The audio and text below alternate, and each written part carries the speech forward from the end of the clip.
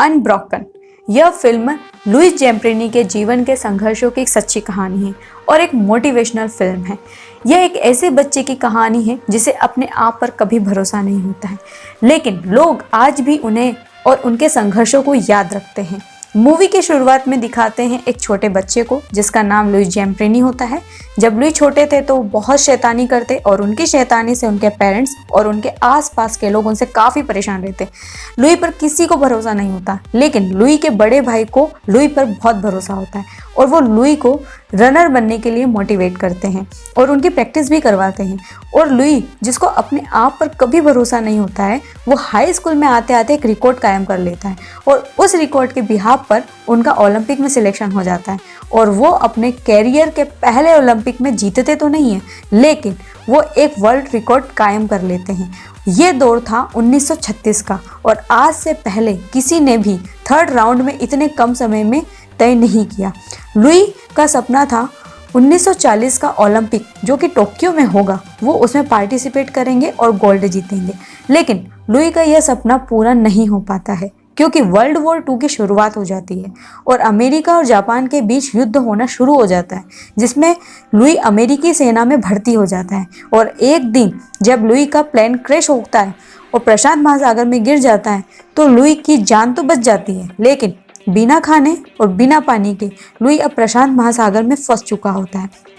Louis हार नहीं मानता और उस विशाल समुद्र के बीच रहकर 45 दिन गुजार देता है।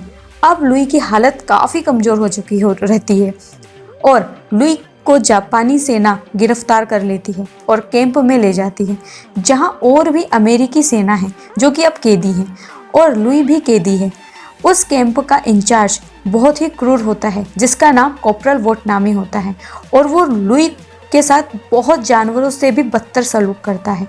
वो उसे दिन रात मारते रहते हैं और एक दिन जब लुई बहुत ही जख्मी हालत में होता है तो वह काम नहीं करता, तो वो इंचार्ज जिसका नाम कॉर्पोरल वोटनामी होता है वो लुई के पास आता है और वहाँ रखे लकड़ी के भारी भारी गट्ठरों को अपने सिर से ऊपर उठाकर रखने को कहता है और लुई के अंदर इतनी भी शक्ति नहीं कि वो उन भारी लकड़ियों को उठा सके, लेकिन लुई किसी तरह उन लकड़ियों को उठाता है, लेकिन वो लकड़ियाँ उसके हाथ से धीरे धीरे छूटती नजर आती हैं। फिर वो इंचार्ज कहता है कि अगर इसके हाथों से लकड़ी गिरी तो इसे गोली मार देना। फिर लुई को अपने बड़े भाई की कही बात याद आती है जो उन्होंने लुई को ओलंपिक में जाने से पहले बोली थी। उन्होंने कहा था, दर्द की एक पल की कीमत जीवन भर की महिमा होती है। यानी कि जिंदगी में कभी कभी ऐसे पल आते हैं जब इंसान हार मान लेता है और अगर इंसान हार ना माने, लड़े, तो वो एक दिन जरूर जीतता है। और लुई के अंदर से पूरी तरह डर निकल जाता है और वो उस लकड़ी के गट्ठे को उठाए रखता है और इंचार्ज की आंखों में देखता है। इंचार्ज उसकी आंखों में देखता है। अब लुई के अंदर कोई डर नहीं है, उसने अपने डर पर जीत हासिल कर ली है। यह सीन इस मूवी का सबसे बेस्ट सीन होता है जो कि मूवी के पोस्टर में भी होता है।